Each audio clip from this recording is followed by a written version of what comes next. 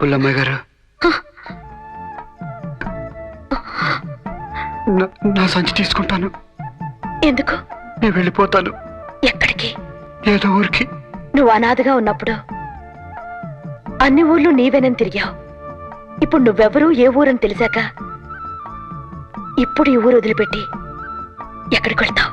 ఈ ఊళ్ళో రాజకీయాలు, మనుషుల్లో కుళ్ళు కల్మషం నేను భరించలేను అమ్మాయి గారు. కావచ్చు. ఇప్పుడు నీకో వంశం ఉంది, దానికో చరిత్ర ఉంది. వద్దు పుల్లమ్మ గారు, వద్దు. ఆ ఆస్తి, అంతస్తు, ఐశ్వర్యం నాకొద్దు. జమీందారు కొడుకుననే హోదా నాకు అసలు వద్దు. డబ్బున్న చోట మంచితనం ఉండదని నేను ఇప్పుడే తెలుసుకున్నాను. మంచి మనసుతో చెప్పిన మీ మాట కాదని మా నాన్నతో వెళ్ళి తప్పు చేశాను పుల్లమ్మ గారు, తప్పు చేశాను. నీ పరిస్థితుల్లో నేనున్నా అలాగే చేసి ఉండేదాన్ని. నీ తల్లి మేళ్ళో తాళి కట్టకుండా నీ జన్మకు కారణం అవడం నీ తండ్రి చేసిన తప్పు. కన్న బిడ్డకు తండ్రి ఎవరో చెప్పకుండా నీ అనాథగా వదిలి వెళ్ళడం నీ తల్లి చేసిన తప్పు. నువ్వు పెద్ద ఆయన కొడుకు అని ఎవరికి తెలియకూడదో వారికి తెలియడం విధి చేసిన తప్పు. ఎవరికి తెలియాలో వారికి తెలియకపోవడం ఆ భగవంతుడు చేసిన తప్పు. ఇన్ని తప్పుల మధ్య మీ నాన్నగారిని ఒంటరిగా వదిలేసి వెళ్ళిపోతానంటున్నావే, అది నువ్వు ఇప్పుడు చేస్తున్నా పెద్ద తప్పు. ఆ రోజు మీ అమ్మ చావుకి, ఈ రోజు నీ మీద జరిగిన హత్య ప్రయత్నానికి కారణం పెద్ద ఆయన కాదు, ఆయన చుట్టూ ఉన్న దుష్ట శక్తులు. నువ్వు పెద్ద ఆయన కొడుకు అని తెలిసిన వెంటనే నిన్ను చంపబోయారు. అలాంటిది పెద్ద ఆయన నీ కన్న తండ్రి అని తెలిసాక అతను చంపకుండా వదిలిపెడతారనుకుంటున్నావా? వాళ్ళలా ఎందుకు చేస్తున్నారు తెలుసా? ఆస్తి కోసం, అంతస్తు కోసం. ఆ దుష్టశక్తుల మధ్య నీ తండ్రి ఏమైపోయినా పర్వాలేదని వదిలిపెట్టి వెళ్ళిపోతావా? ఇలాంటప్పుడే నువ్వు ఉండాలి. నీ మీదున్న బాధ్యతని భయం లేకుండా నెరవేర్చాలి. నీ తండ్రి నా దుష్టుల బారి నుండి కాపాడడం కన్న కొడుకుగా నీ బాధ్యత. పెద్ద ఆయన ఊరందరి ముందు నువ్వే ఆయన కొడుకు అని ఆయన చెప్పాలి. అదే నీ కన్న తల్లికి నువ్వు ఇచ్చే గౌరవం. నీలాంటి బిడ్డను కన్నందుకు ఎంత పుణ్యం చేసుకున్నానో అని తండ్రి గారి గర్వపడాలి. అది నీ గౌరవం. ఇదంతా చేయడమే నిన్ను నీ వాళ్ళ దగ్గరకు చేర్చాలని ఆశించిన ఈ బుల్లెమ్మ గారికి నువ్విచ్చే గౌరవం. నీ బాధ్యతను నెరవేరుస్తావో తిరిగి వాళ్ళ పారిపోతావో నిర్ణయం నీదే.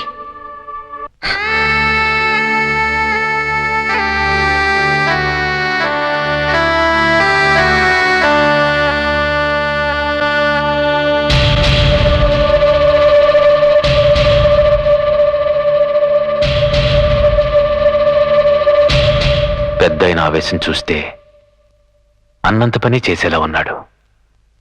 ఊరి వారందరికీ రాముడే తన వారసుడని చెప్పాడంటే మన దారి గోదారే కావటానికి వీల్లేదు. ఇంతకాలం ఆయన వల్ల నాకే సుఖం లేకపోయినా కనీసం ఈ ఆస్తైనా దక్కుతుందన్న ఆశతో బతికాను. ఇప్పుడు ఆ ఆస్తి కూడా చేజారుతుందంటే పనికిరాని మొగుడు నాకెందుకు? నా మంగళసూత్రాలు తెంచి మన భవిష్యత్తుకు మంగళవాద్యాలు మోగించావు. శభాష్ చెల్లి, శభాష్. బావగారు బతికొండాలని ఇన్నాళ్ళు ఆగాను. ఇప్పుడు నువ్వే నీ తాళిలు బలిస్తానంటే ఇంకా ఆగను. ఊరు చివరి పాడుబడిన బంగళాలో రేపే వాడి చావుకి ముహూర్తం పెడతాను.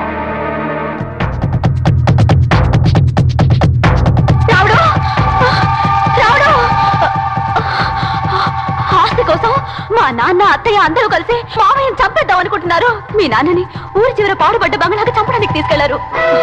వెళ్ళు రాముడు, నువ్వు ఆలస్యం చేస్తే మీ నాన్న ప్రాణాలకి ప్రమాదం. వెళ్ళు.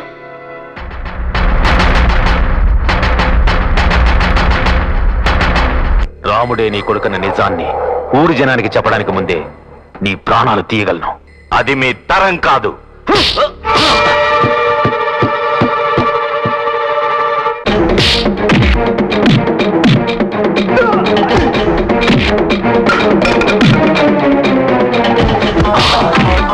పెట్టు, సంతకం పెట్టు, పెట్టు.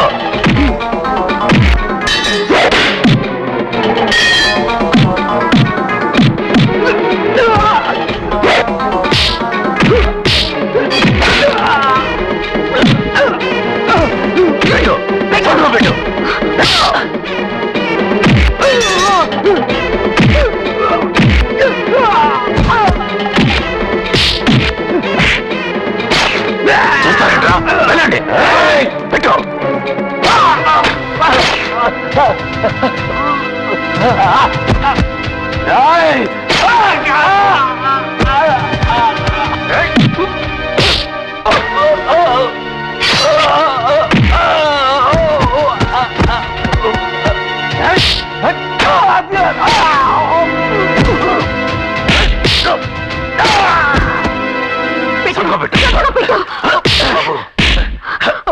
ఒరేయ్, వదలరా, వదలరా.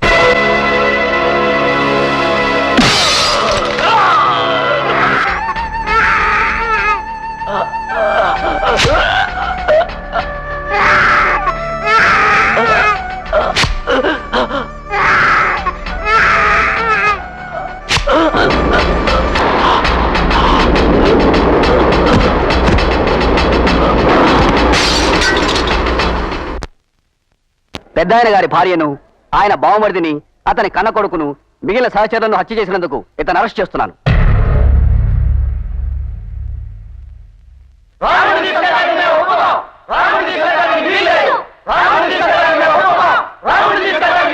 ఆగండి, ఇతన్ని మీరందరూ అరెస్ట్ చేయదంటున్నారు. అది వీలు కాదు. కాదంటే మీలో ఎవరైనా రాము కావాల్సిన వాళ్ళుంటే ఈ ఛార్జ్ షీట్ మీద సంతకం చేయండి. రాముడు లాంటి మంచి మనిషికి ప్రాణం ఉన్న ప్రతి మనిషి కావాల్సిన వాడే. కావచ్చు, కానీ సంతకాలు చేయాల్సింది మీరు కాదు, రక్త సంబంధం ఉన్నవాళ్ళు. అంటే తల్లి, తండ్రి, భార్య. మీలో ఎవరైనా ఉన్నారా చెప్పండి. ఉన్నారు.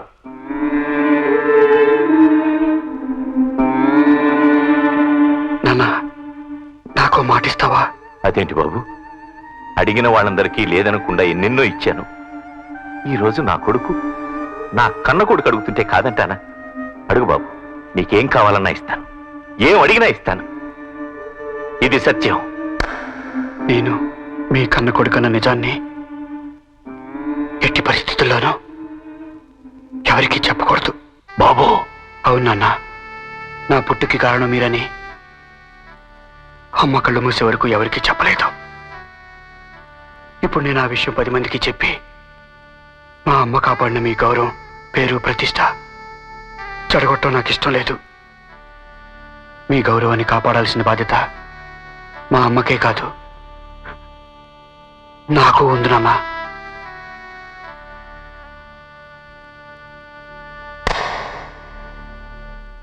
చెప్పండి గజపతి గారు, ఇంకా ఏం ఆలోచిస్తున్నారు? చెప్పండి. రాముడు ఎవరో మీకు తెలిసిన నిజం మీ నోటితో ఊరందరి ముందు చెప్పండి. చెప్పండి గజపతి గారు, ఈ రాముడు ఎవరో చెప్పండి. లేదమ్మా, నిజం చెప్పే అవకాశం రాముడు నాకు లేకుండా చేశాడమ్మా.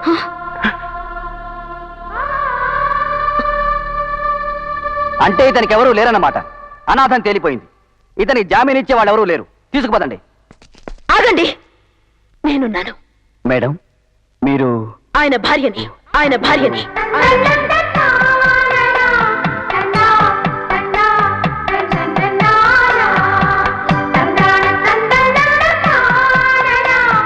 పుల్లమ్మాయి గారు, మీరు నాకు మాటలు నేర్పిన దేవత, నన్ను మనిషిని చేసిన దేవత,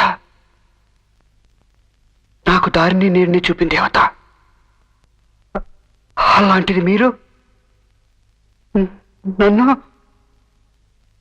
నన్ను ఆడదాని మీద అంత గౌరవం ఉన్నా నువ్వు కనబడిన ఆ దేవుడి కంటే నాకెంతో ఎక్కువ. తాళి లేకుండా మీరు భార్య ఎలా అయ్యారు? ఎందుకు కాకూడదు? ఈ రోజుల్లో ఎంతమంది మగాళ్ళు తాళికి ఇవ్వాల్సిన గౌరవం ఇస్తున్నారు? ఎంతమంది మగాళ్ళు వాళ్ళ భార్యలు కంటితడి పెట్టకుండా చూసుకుంటున్నారు? ఎంతమంది మగాళ్ళు వాళ్ళ భార్యల కష్ట సుఖాల్లో పాలు పంచుకుంటున్నారు? చెప్పండి. తనని నమ్మి వచ్చిన ఆడదాన్ని ప్రాణానికి ప్రాణంగా చూసుకోవడం, చివరిదాకా కంటికి రెప్పలా కాపాడమే తాళి యొక్క పరమార్థం.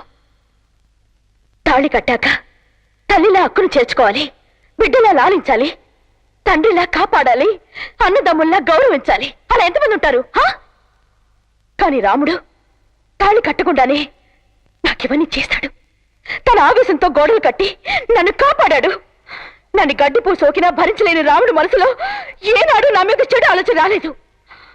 ఓ మగాడిలా నన్ను దైవంలా చూసుకున్నాడు.